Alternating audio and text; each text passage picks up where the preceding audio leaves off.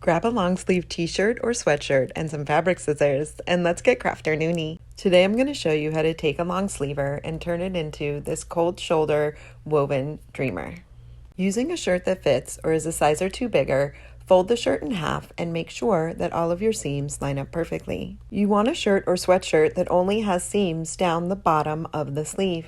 Keeping the collar and the sleeve seam intact, cut off the shoulder seam. The lower you cut, the more of your shoulder will pop out. Make sure there's no seam along the top of that sleeve. Cut a tiny little snip in the cuff close to the seam to hide your knot later.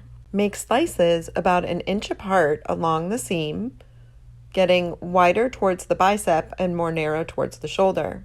I'm using my thumb as a marker to evenly space those cuts. Find the loop that's closest to the bottom cuff on each side and cut it in half, or I like to cut it along the diagonal from the bottom right to the top left so that these tabs are longer and I have more room to make my knots later. I'm just doing this on the other side. Again, you could cut it in half or along the diagonal. Now you can pull on the fabric or the loops to make them more like strings. I'm going to take my left hand and work it the opposite way through the sleeve from the cuff to the shoulder. Using my right fingers, I will grab the first loop, pull it underneath the shoulder seam, and then hold it open with my right thumb. Grabbing the second loop with my finger, I'll pull it through that first one and let go of the first one, and then hold the second one with my thumb. Grabbing the third one with my finger, pulling it through the second one, letting go of the second one, and then holding that third one with my thumb. And so on with the fourth and the fifth. Just keep going all the way down until you get to the last loop and the 2 tabs that you created earlier. Pull the 2 tabs through that last loop, under the cuff seam and through that tiny little hole that you created. You'll see 2 big holes to the side of the string where my fingers are. Work your tabs through each of those holes. Now your strings are on the inside of the sleeve, hidden.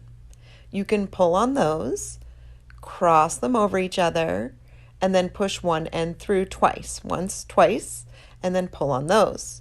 Cross them over each other, push one end through twice. Once, twice, and then pull. Now I'm going to the other side. Working my left hand through from the cuff to the shoulder. My right hand pulls the loop through. My thumb holds the space. My fingers pull it through. My thumb lets go, grabs the new loop, and so on and so on. Just keep practicing. I promise it will get easier. It will start to make sense. You might have to watch or listen or even do it with your fingers a few times. Now take your bottom 2 tabs, pull them through that last loop, under the cuff seam and through that tiny little hole that you created earlier. Find those 2 holes to either side of that string and work your tabs through each one of those holes. One through one side and one through the other. Now with those strings hidden on the inside of the sleeve, you'll give them a nice pull, cross them over each other, take one end and push it through twice. Once, twice. Give it a good pull, cross them over each other, push one end through once, twice, give it a good pull, and that side's done. Separating the front from the back of the shirt and folding the front in half, making sure all your seams line up. We are going to cut below the neck seam. We cut wider at the neck and more narrow as you get down towards the bottom. Remembering the wider we cut, the more skin is going to pop through the weave. Also remember, because it's folded in half, it's going to be twice as wide when you unfold it. And I'm making a tiny little snip just below that bottom seam to hide my knot. Finding that last loop, you can cut it in half or again along a diagonal so that those threads are a little bit longer to play with. Pulling on the loops or the fabric so they'll act more like string. It's really the same technique. You're going to take that first loop, bring it underneath the collar, hold it with your thumb, and then grab the second loop with your fingers, pulling it through, letting go of the one on your thumb as you hold the new one on your thumb, all the way down till you get to the last 2 tabs.